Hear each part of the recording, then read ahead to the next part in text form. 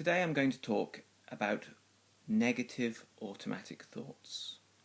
That would be worries or concerns which are not related to anything we really need to deal with that repeat, or visions or imaginings which are scary or repulsive that come into our mind's eye again and again. The reason I'm making this video is because many people contact me about this subject. And I've come to believe that if you are developing your imagination, or if you're intuitive and compassionate, then this is a challenge that you may well face at some point in your path.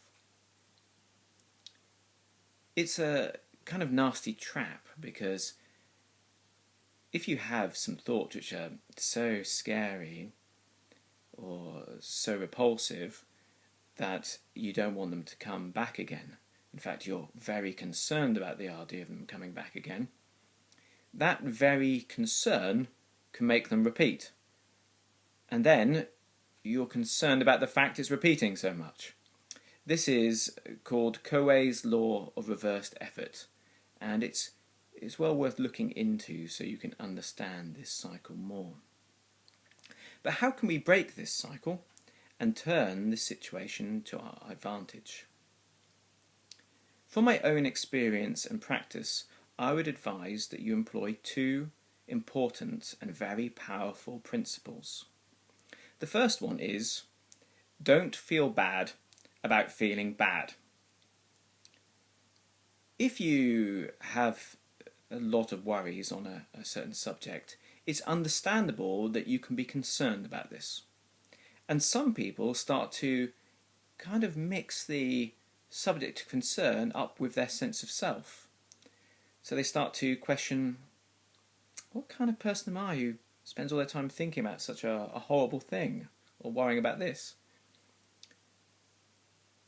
The important thing to remember is that the reason why you're dwelling on that subject is because it is nothing to do with you. It's something that you really dislike, you really don't like.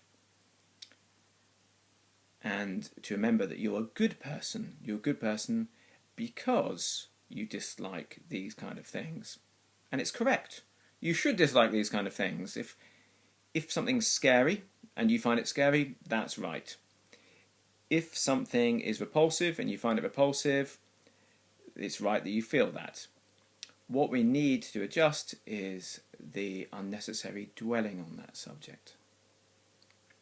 The next area that can make you feel bad is you're worried about the problem itself. So you think, what kind of person am I who can't control themselves and their mind like this? There must be something wrong. Well, I've found that under some circumstances this is a natural healthy mechanism. So, for example, when I'm in the mountains fasting, or I'm on retreat somewhere very desolate, and my body and mind are in a state of test, there seems to be a kind of fire alarm testing routine.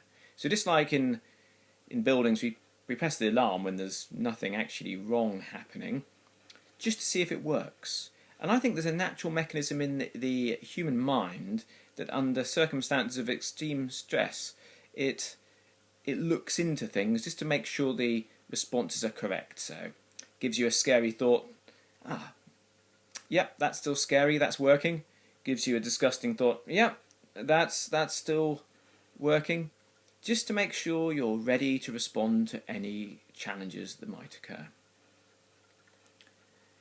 It's also important to remember that the mark of someone's mental health is the ability to recover from problems, not whether or not circumstances lead you into having them in the first place. The second principle, which is extremely important, is to correct your mind.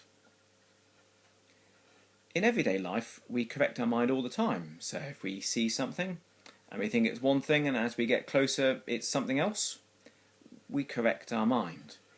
If we have an inappropriate urge or an emotion that's out of place and we know it is, we correct our mind. I believe that everyone goes through times when they need to police their mind more strongly. And this may well be one of those times for you. So when the negative thought appears, let's think about a negative thought. Let's come up with one. We need a worry, which is very scary, but it's also something a bit embarrassing to share. Let's imagine we're worrying that we're going to go blind, and there's no rationality behind it. We're just worried about that.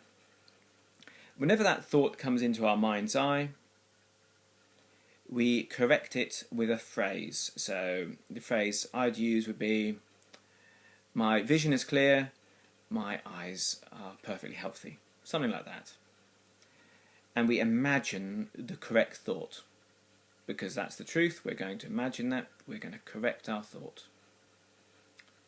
And we do that each and every time that worry reoccurs. So whenever it floats into our mind, we correct it with the suggestion, and we imagine the truth. And then, and this is the hard bit, far easier to say than do, we leave it alone. Now, all these practices are designed to start breaking that cycle. So, just like not feeling bad about the thoughts takes away its power. You're not worried about the fact that it occurs now and again. This wonderful technique actually starts to turn a lot of the worry to your advantage.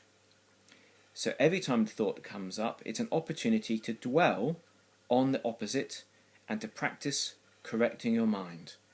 So the worry comes up, you correct it to the right thought and you leave it alone. Then you can feel positive about the worry if it occurs. Okay, I have to correct things all the time. I drop rubbish on the floor, I pick it up. If I say something incorrectly, I eloquently restate my position with greater clarity. If I think a worrying or confused thought, I correct it. And the more you do this, the more you'll find that starts to become automatic.